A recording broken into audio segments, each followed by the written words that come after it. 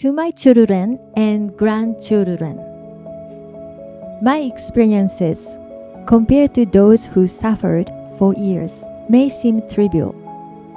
However, for me, they were invaluable experiences that I will never forget.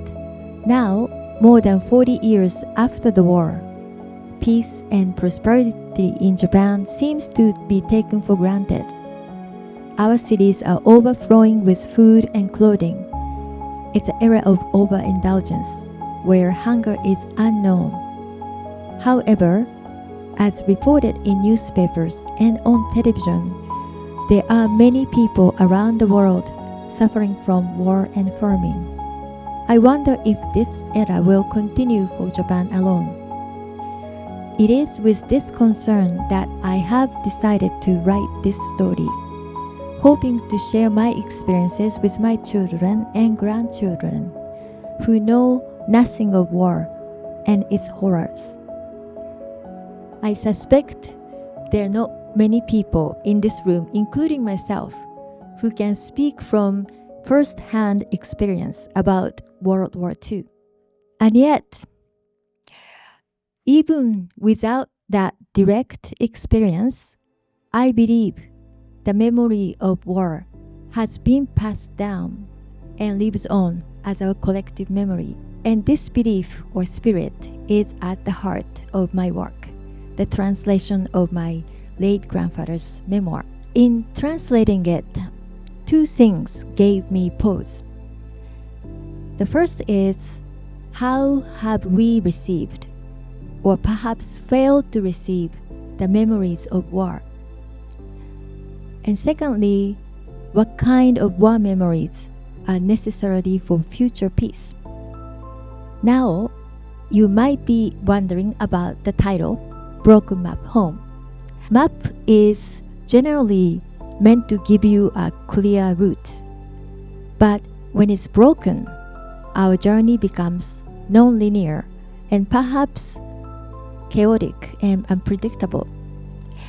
So obviously the title is a metaphor for a life journey where we must find a new kind of home in the absence of clear paths. It also can speak to finding belonging, not in a physical sense, but in a shared understanding and a community with others whose maps has been broken. So it invites you to ask, why broken? Why a map? What is home? To give you a brief background, my grandfather's family were part of a large waves of Japanese civilians encouraged to migrate to Korean Peninsula as part of a national policy to secure colonial control after Japan's annexation in 1910. While many historians trace the Japanese militarism to the Meiji Restoration of 1868, I defer to their expertise on this complex history. In 1929, during the Great Depression, a period that only accelerated Japanese colonial policy, my grandfather's family settled in Korea. And just 3 months before Japan's surrender on August 15, 1945, my grandfather was drafted to the military.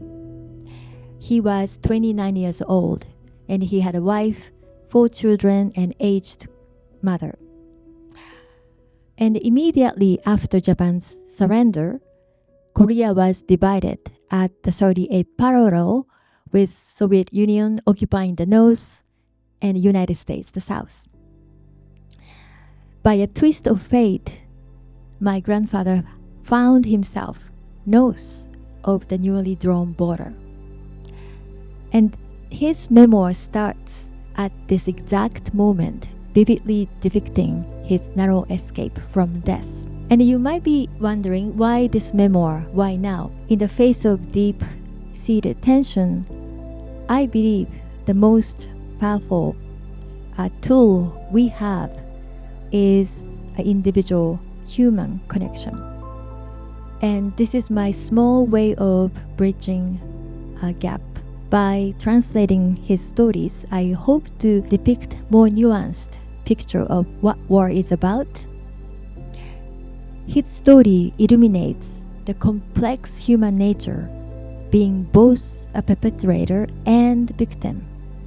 A civilian from aggressor nation migrates to Korea only to become a fugitive in the post-war chaos.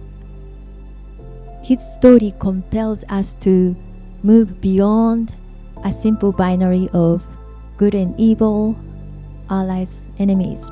It also highlights the profound tragedy of how it also highlights the profound tragedy of how war tosses people into the roles that they never chose. What is the relationship between the nation and individual in it? As we all know, the same complex dynamics echoes in modern conflicts, and with so many displaced people globally, over 120 million. Compassion requires to look beyond the simple or easy labels and confront the full, complex nature of each individual experience. Which brings me to a quote from one of my historical heroes, Motoori Norinaga, who wisely said, "When it comes to thinking of our past, the power of one or two people is not enough to clarify things completely. After I'm gone, when a good idea comes forth, do not cling to my interpretations. Expose my mistakes and disseminate a good idea."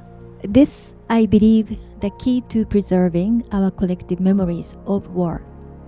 To see it not as a static and finished history, but rather as an ongoing, ever-evolving conversation.